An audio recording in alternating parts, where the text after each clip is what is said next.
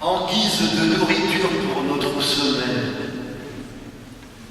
L'Église nous offre aujourd'hui un plat de choix avec ses béatitudes. On a l'habitude de les présenter comme un des sommets de l'Évangile. On nous les présente aussi comme la charte des chrétiens, la charte du christianisme. Un prêtre ne devrait pas dire ça, mais j'avoue que ces béatitudes, d'emblée et spontanément, ont de la peine à m'enthousiasmer. Tellement ces paroles me font l'effet de violents coups de poing à l'estomac. Et surtout quand, par exemple, la presse cette semaine nous annonçait que 77 000 personnes dans notre métropole vivent au-dessous du seuil de pauvreté. Et nous entendons, nous, ce matin, heureux vous les pauvres, heureux vous qui avez faim, heureux vous qui pleurez, heureux quand les gens vous haïssent.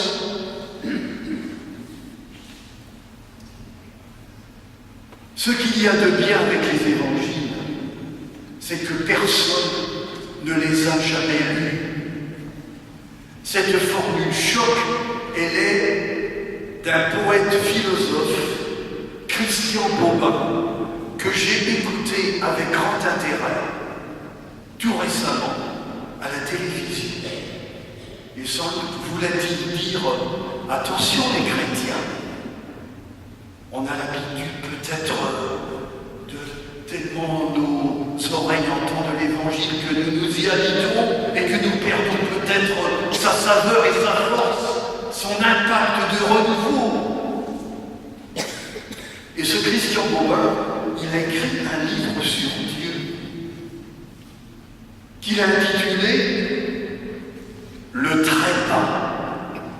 Le très bas, naturellement, en opposition avec cette expression que toutes les religions emploient, y compris la nôtre, en opposition à le très haut.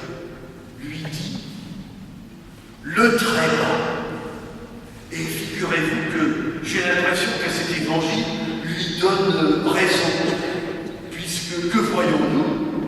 Justement Jésus qui descend de la montagne. Et que trouve-t-il en bas? Une foule indescriptible de bras cassés de toutes sortes. Quelle idée! Et il est tout heureux de voir cette foule-là se précipiter sur lui. Et lui aussi est heureux de les voir. Il a une affinité avec ces gens-là. Quelle idée! Quelle idée d'avoir intitulé les béatitudes le sermon sur la montagne. Mais les béatitudes, c'est tout, sauf un sermon. C'est un cri du cœur de Jésus, heureux de retrouver, je vous le disais, toute cette foule de bras cassés. Heureux. Et lui est heureux de les retrouver. Pourquoi est-il heureux de les retrouver? Parce que pour lui, ce sont ses préférés. Pourquoi ce sont-ils ses préférés? Parce que ce sont aussi les préférés de son Père. Et parce qu'il est heureux de pouvoir leur révéler qu'il y a au cœur de chacun une pépite, un trésor enfoui, qu'ils ignorent souvent. Et quel est donc ce trésor? Il nous a indiqué curieusement, à la fin de cet évangile, avec cette succession de malédictions. Quel malheur pour vous! Et je résumerai ces malédictions avec cette parole de Jésus. Quel malheur pour vous! Les repus. Les repus. Les repus, ce sont les gâtés, les blasés, Il y a quelques années, l'Action catholique des enfants, un mouvement d'enfants, avait lancé sa campagne d'année avec ce slogan « Les anti-bofs ». Parce que le responsable, sans doute, avait remarqué chez beaucoup d'enfants, devant toutes les propositions qui étaient faites pour animer leur vie, cette réaction « bof ».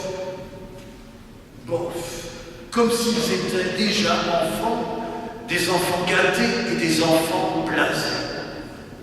Heureux les pauvres, c'est-à-dire heureux les anti-bofs.